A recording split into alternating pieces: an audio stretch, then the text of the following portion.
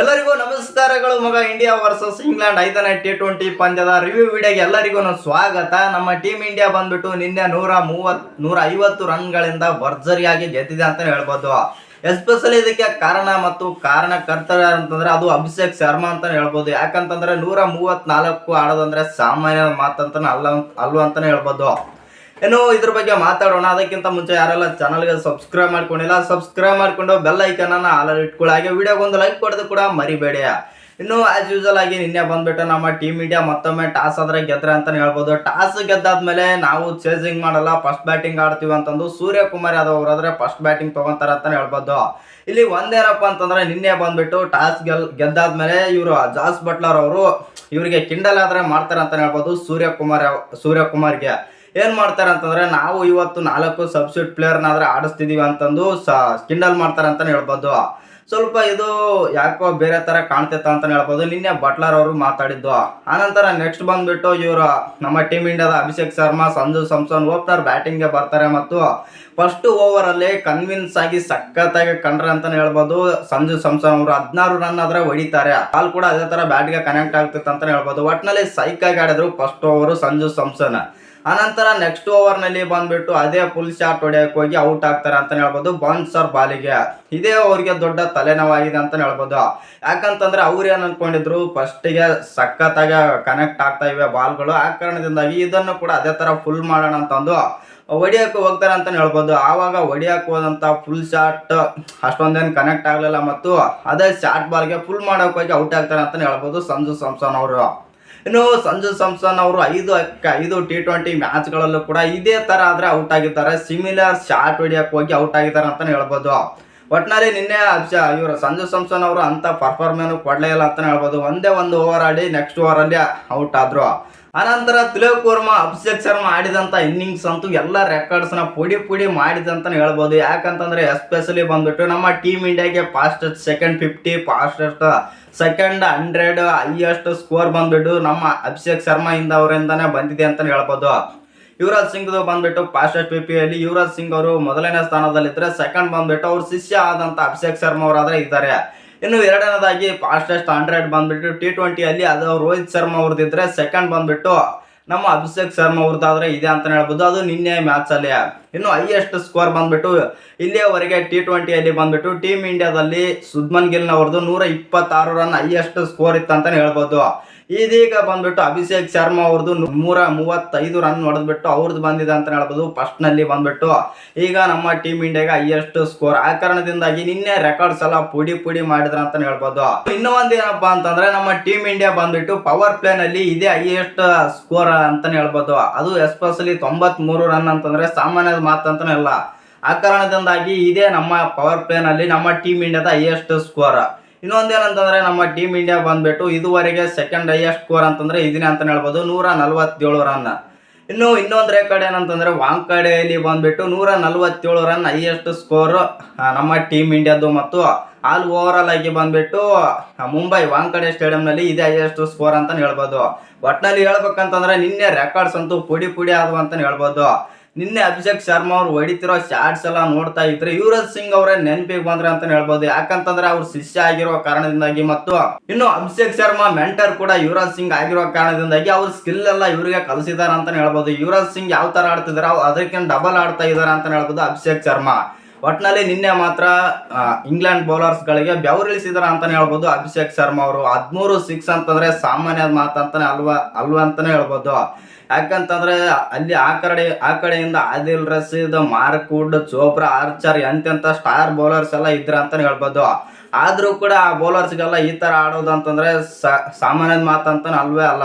ಇನ್ನು ಅಭಿಷೇಕ್ ಶರ್ಮಾ ಅವರು 134 ರನ್ ಬಿಟ್ರೆ ಅಂತ ಪರ್ಫಾರ್ಮೆನ್ಸ್ ಮಾಡಲಿಲ್ಲ ಅಂತ ಹೇಳ್ಬೋದು ಯಾವುದೇ ಬಂದ ಬ್ಯಾಟ್ಸ್ಮನ್. ಶಿವಮ್ ದುಬೆ ಅವರು ಸಖತ್ತಾಗಿ ಆಡಿದ್ರು ನಿನ್ನೆ. ಇನ್ನು ಶಿವಮ್ ದುಬೆಗೆ ಒಂದೇ ಒಂದು ನೆಗೆಟಿವ್ ಥಾಟ್ ಇದ್ದದ್ದು ಅದೇನಂತಂದ್ರೆ ಸ್ಪಿನ್ನರ್ಗೆ ಬಿಟ್ರೆ ಪೇಸ್ ಬಾಲರ್ಸ್ಗೆ ಅಷ್ಟೊಂದೇನು ಚೆನ್ನಾಗಿ ಆಡಲ್ಲ ಶಿವಮ್ ದುಬೆ ಅನ್ನೋದು ಅವ್ರಿಗೊಂದು ನೆಗೆಟಿವ್ ಪಾಯಿಂಟ್ ಇತ್ತು ಅಂತಾನೆ ಹೇಳ್ಬೋದು. ಅದನ್ನು ಕೂಡ ನಿನ್ನೆ ಬ್ರೇಕ್ ಮಾಡಿದ್ದಾರೆ ಶಿವಮ್ ದುಬೆ. ಎಲ್ಲ ಆಡಿದ್ದು 13ಕ್ಕೆ 13 ಬಾಲ್ ಬಂದ್ಬಿಟ್ಟು ಸ್ಪೇಸರ್ಸ್ಗಾದ್ರೆ ಆಡಿದಾರೆ ಅಂತಾನೆ ಹೇಳ್ಬೋದು. ಆ ಕಾರಣದಿಂದಾಗಿ ನಿನ್ನೆ ನಾನು ಪೇಸರ್ಸ್ಗೂ ಆಡ್ತೀನಿ ಸ್ಪಿನ್ನರ್ಸ್ಗೂ ಆಡ್ತೀನಿ ಅಂತಂದು ತೋರಿಸ್ಕೊಟ್ರೆ ಅಂತಾನೆ ಹೇಳ್ಬೋದು ಶಿವಮ್ ದುಬೆ.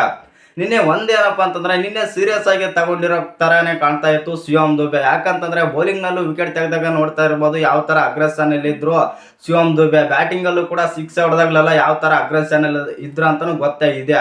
ಯಾಕಂತಂದ್ರೆ ಕಳೆದ ಮ್ಯಾಚ್ ಅಲ್ಲಿ ಬಂದ್ಬಿಟ್ಟು ಕನ್ಸ್ಟ್ರಕ್ಷನ್ಗೆ ಹೋದಾಗ ಇದು ಸ್ವಲ್ಪ ಲೈಕ್ ಫಾರ್ ಲೈಕ್ ಪ್ಲೇಯರ್ ಇಲ್ಲ ಅಂತಂದು ಸ್ವಲ್ಪ ಇವ್ರು ಕಾಂಟ್ರವರ್ಸಿ ಆದ್ರೆ ಮಾಡಿದ್ರ ಅಂತಾನೆ ಹೇಳ್ಬೋದು. ಇಂಗ್ಲೆಂಡ್ ತಂಡದ ನಾಯಕ ಆದಂತ ಬಟ್ಲರ್ ಇಂಗ್ಲೆಂಡ್ ತಂಡದ ಪ್ಲೇಯರ್ಸ್ ಕಾಂಟ್ರವರ್ಸಿ ಆದ್ರೆ ಮಾಡಿದ್ರು. ಆ ಕಾರಣದಿಂದಾಗಿ ನೋಡ್ರಿ ಗುರು, ನಾನು ಬಾಲಿಂಗಲ್ಲೂ ಸಖತ್ತಾಗಿದ್ದೀನಿ, ಬ್ಯಾಟಿಂಗಲ್ಲೂ ಸಖತ್ತಾಗಿದ್ದೀನಿ ಅಂತಂದು ಸ್ವಲ್ಪ ತೋರಿಸಿದ್ರ ಅಂತಾನೆ ಹೇಳ್ಬೋದು ನಿನ್ನೆ ಶಿವಮ್ ದುಬೆ. ಇನ್ನು ನಿನ್ನೆ ಹಾರ್ದಿಕ್ ಪಾಂಡ್ಯ ಅವರು ಕೂಡ ಅದೇ ತರ ಅಗ್ರೆಷನ್ ಅಲ್ಲಿ ಬಂದ್ರೆ ಅಂತಾನೆ ಹೇಳ್ಬೋದು. ಅಗ್ರೆಷನ್ ಅಲ್ಲಿ ಬಂದಂತ ಹಾರ್ದಿಕ್ ಪಾಂಡ್ಯ ಒಂದೇ ಒಂದು ಸಿಕ್ಸ್ ಹೊಡಿತಾರೆ ಅಂತಾನೆ ಹೇಳ್ಬೋದು. ನೆಕ್ಸ್ಟ್ ಬಾಲ್ ಕೂಡ ಅದೇ ತರ ಹೊಡಿಯಕ್ಕಾದ್ರೆ ಹೋಗ್ತಾರೆ, ಜಸ್ಟ್ ಸಿಂಪಲ್ ಆಗಿ ಟಚ್ ಆದ್ರೆ ಮಾಡ್ತಾರೆ ಅಂತ ಹೇಳ್ಬೋದು. ಸೀದಾ ಕ್ಯಾಚ್ಗೆ ಹೋಗುತ್ತೆ ಅಂತಾನೆ ಹೇಳ್ಬೋದು. ಅದು ಔಟ್ ಆಗ್ತಾರೆ ಅಂತ ಹೇಳ್ಬೋದು ಹಾರ್ದಿಕ್ ಪಾಂಡ್ಯ. ನಿನ್ನೆ ಹಾರ್ದಿಕ್ ಪಾಂಡ್ಯ ಅವರಿಗೆ ಲಕ್ ಕೂಡ ಇರಲಿಲ್ಲ ಅಂತ ಹೇಳ್ಬೋದು. ಆ ತರ ಪರ್ಫಾರ್ಮ್ ಆದ್ರೆ ಮಾಡಿದ್ರು ಅಂತ ಹೇಳ್ಬೋದು. ಒಟ್ಟಿನಲ್ಲಿ ಸಖತ್ತಾಗಿ ಆಡ್ತಾ ಇದ್ರು ಅಂತ ಹೇಳ್ಬೋದು ಹಾರ್ದಿಕ್ ಪಾಂಡ್ಯ. ಇನ್ನೊಂದೇನಂತಂದ್ರೆ ಹಾರ್ದಿಕ್ ಪಾಂಡ್ಯ ಏನಾದ್ರು ಇದ್ರೆ ಪಕ್ಕ 270 ಸ್ಕೋರ್ ಆದ್ರೆ ಆಗ್ತಿತ್ತು ಅಂತಾನೆ ಹೇಳ್ಬೋದು. ಹಾರ್ದಿಕ್ ಪಾಂಡ್ಯನು ಕೂಡ ಅಂತ ಪರ್ಫಾರ್ಮ್ ಏನು ಮಾಡಲಿಲ್ಲ. ಮತ್ತು ಸೂರ್ಯಕುಮಾರ್ ಯಾದವ್ ಅಂತೂ ಈ ಸೀರೀಸ್ ಅಲ್ಲಿ ಅವ್ರು ಪರ್ಫಾರ್ಮೇ ಮಾಡಿಲ್ಲ. ಮತ್ತು ಅವ್ರ ಕ್ಯಾಪ್ಟನ್ ಬಿಟ್ರೆ ಬೇರೆ ಇಂಪ್ಯಾಕ್ಟ್ ಪ್ಲೇಯರ್ ಇದ್ದಂಗೆ ಇದ್ದಾರೆ ಅಂತ ಹೇಳ್ಬೋದು ಸೂರ್ಯಕುಮಾರ್ ಯಾದವ್. ಇನ್ನು ರಿಂಕು ಸಿಂಗ್ ಕೂಡ ಅಂತ ಪರ್ಫಾರ್ಮೆನ್ಸ್ ಮಾಡಲಿಲ್ಲ. ಮತ್ತು ಇನ್ನು ನಮ್ಮ ಟೀಮ್ ಇಂಡಿಯಾ ಬಂದ್ಬಿಟ್ಟು 247 ರನ್ ಆದ್ರೆ ಹೊಡಿತಾರೆ, 248 ರನ್ಗೆ ಟಾರ್ಗೆಟ್ ಕೊಡ್ತಾರೆ ಅಂತ ಹೇಳ್ಬೋದು. ನೆಕ್ಸ್ಟ್ ಬಂದ್ಬಿಟ್ಟು ಇಂಗ್ಲೆಂಡ್ ಅವರು ಬ್ಯಾಟಿಂಗ್ ಆದ್ರೆ ಬರ್ತಾರೆ. ಅದೇ ತರ ಬ್ಯಾಟಿಂಗ್ ಬಂದಂತ ಇಂಗ್ಲೆಂಡ್ ಬ್ಯಾಟರ್ಸು ಸಾಲ್ಟ್ ಅಂತೂ ಸಖತ್ತಾಗಿ ಆಡ್ತಾರೆ ಅಂತ ಹೇಳ್ಬೋದು. ಫಸ್ಟ್ ಓವರ್ ಆಗ್ಲಿ ಆಲ್ಮೋಸ್ಟ್ ಆಲ್ ಆಗಿ ನಿನ್ನೆ ಇಂಗ್ಲೆಂಡ್ ತಂಡದಲ್ಲಿ ಬಂದ್ಬಿಟ್ಟು ಸಾಲ್ಟ್ ಅವ್ರನ್ನ ಬಿಟ್ರೆ ಬೇರೆ ಯಾರು ಡಬಲ್ ಡಿಜಿಟ್ ಆಡಿಲ್ಲ ಅಂತಾನೆ ಹೇಳ್ಬೋದು. ಅದು ಜಾಕಬ್ ಬೆಥೆಲ್ 10 ರನ್ ಆಡ್ತಾರೆ, ಅದನ್ನ ಬಿಟ್ರೆ ಎಲ್ಲ ಸಿಂಗಲ್ ಡಿಜಿಟ್ ಅಲ್ಲಿ ಔಟ್ ಆಗಿದ್ದು ಇಂಗ್ಲೆಂಡ್ ತಂಡದ ಆಟಗಾರರು. ಇನ್ನು ಇನ್ನೊಂದೇನಂತಂದ್ರೆ ಸಾಲ್ಟ್ ಅಂತೂ ಸಖತ್ತಾಗಿ ಆಡಿದ್ರು. ಒಂದೆಂಡಿಂದ ನಿನ್ನೆ 54 ರನ್ ಆದ್ರೆ ಆಡ್ತಾರೆ ಸಾಲ್ಟ್ ಅವರು. ಯಾಕಂತಂದ್ರೆ ಅವ್ರಿಗೆ ಸ್ವಲ್ಪ ಇಂಡಿಯನ್ ಗ್ರೌಂಡ್ಸ್ ಕೂಡ ಎಕ್ಸ್ಪೀರಿಯನ್ಸ್ ಇದೆ ಮತ್ತು ಅವರು ಸಖತ್ತಾಗಿ ಆಡ್ತಾರೆ ಅಂತ ಹೇಳ್ಬೋದು ನಮ್ಮ ಇಂಡಿಯನ್ ಗ್ರೌಂಡ್ಸ್ ಅಲ್ಲಿ. ಆ ಕಾರಣದಿಂದಾಗಿ ಬಟ್ಲರ್ ಕೂಡ ಅಂತ ಪರ್ಫಾರ್ಮೆನ್ಸ್ ಮಾಡಲಿಲ್ಲ. ಸಾಲ್ಟ್ ಅವರು ಅಷ್ಟೇ ಇಂಪ್ಯಾಕ್ಟ್ ಮಾಡಿದ್ರ ಅಂತ ಹೇಳ್ಬೋದು. ಸ್ವಲ್ಪ ಸಾಲ್ಟ್ಗೆ ನಿನ್ನೆ ಯಾರಾದರೂ ಸ್ವಲ್ಪ ಸಾಥ್ ಏನಾದರೂ ಕೊಟ್ಟಿದ್ರೆ ಅವರು ಕೂಡ ಇಂಗ್ಲೆಂಡ್ದವರು ಒಂದು ಒಳ್ಳೆ ಸ್ಕೋರ್ ಆದ್ರೆ ಹೊಡಿತಿದ್ರು.